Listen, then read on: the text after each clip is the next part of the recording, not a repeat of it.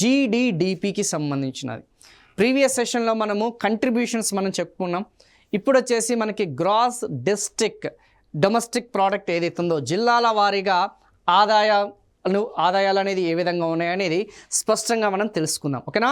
So ప్రస్తుత ధరల్లో చూసుకుంటే ఏ ధరలోనమ్మా ప్రస్తుత ధరలు ఏదైతే ఉన్నాయో సో ఆ ప్రస్తుత ధరలకి సంబంధించిన ఆ యొక్క ఆదాయాలు అనేది ఫోకస్ చేస్తే అత్యధిక వాటా కలిగినది మేబీ ఎగ్జామినేషన్ పాయింట్ ఆఫ్ వ్యూలో ఈ యొక్క ఎంట్రీ లెవెల్ క్వశ్చన్స్ ఏదైతున్నాయో ఏ లెవెల్ క్వశ్చన్స్ ఏదైతున్నాయో మన తెలంగాణ రాష్ట్రానికి సంబంధించిన అత్యధిక ఆదాయం కల జిల్లా ఏది అని అడిగితే మాత్రం ఖచ్చితంగా ఆన్సర్ వచ్చేసి రంగారెడ్డి జిల్లా. సో ఆల్మోస్ట్ మనకి 6.4 lakh crores దాదాపు తెలంగాణ రాష్ట్ర ఆదాయం వచ్చేసి 6,43,000 కోట్లు.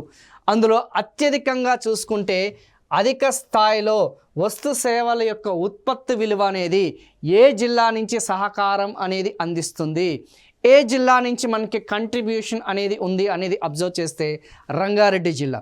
రెండవ స్థానంలో ఉన్నది హైదరాబాద్. సో మూడవ స్థానంలో ఉన్నది మేడ్చల్ మల్కాజ్గిరి జిల్లా. ఓకేనా?